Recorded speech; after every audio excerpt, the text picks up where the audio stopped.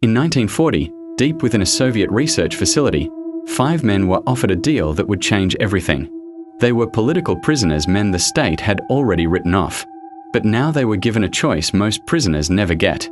Spend 30 days as test subjects in an experimental program and walk away free men. All 5 agreed without hesitation. They were led into a sealed underground chamber, built for isolation. Thick reinforced walls. A single reinforced window. No way in or out. Inside, books, cots, running water, dried food stacked along the walls. Everything they needed to survive a month in confinement. Except for one thing. Pumped continuously through the ventilation system was an experimental stimulant gas.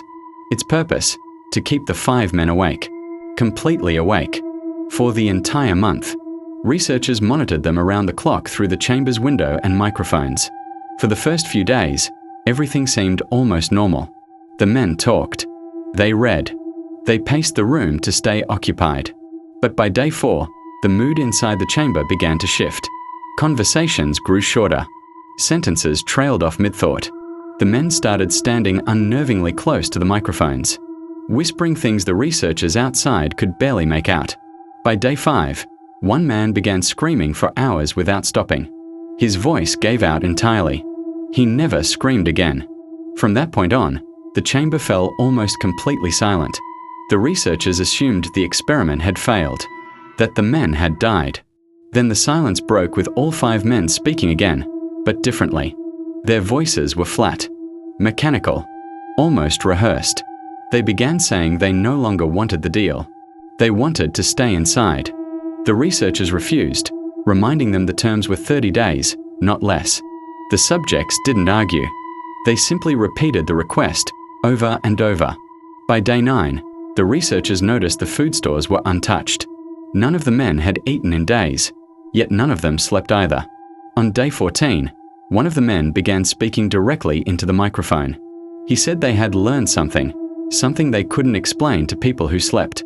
The scientists, unsettled, decided the experiment needed to end early. On day 15, they shut off the gas and prepared to open the chamber. The moment the gas stopped, the men inside began screaming to keep it on. They begged not to be allowed to sleep, pleading with the researchers through the door. The scientists, following protocol, ignored the pleas and opened the chamber. What they found inside made several of them refuse to continue the study. The men were severely injured, wounds none of the equipment inside could explain. Despite this, all 5 were still alive and still awake. When armed guards entered to restrain them, the subjects fought back with unnatural strength. One of the men was killed in the struggle. The remaining 4 continued to insist they didn't want to sleep. That sleep was the real threat. Doctors attempted to treat their injuries, but the men resisted every form of medical care. One subject, restrained on a table, reportedly tore his own throat open with his restraints. Another died after his condition suddenly deteriorated, despite no clear medical cause. Of the original 5, only 1 survivor remained. He was kept in custody, still fighting sleep, still repeating the same phrase. That he needed to stay awake, because of what was waiting for him if he slept. The facility's records on the experiment were said to have been sealed shortly after. Officially, no such experiment appears in any declassified Soviet archive. No names, no facility, no researchers were ever confirmed to exist. The story first surfaced decades later, spreading through word of mouth and early internet forums. Some say that's exactly what you'd expect if a government wanted the truth buried. Others say it was never meant to be true, just a story that felt true enough to spread. Either way, the details never stopped circulating. The gas, the silence, the final survivor. Maybe that's the real experiment, not on 5 men in a sealed room but on all of us, and how far a story can travel once it's let loose.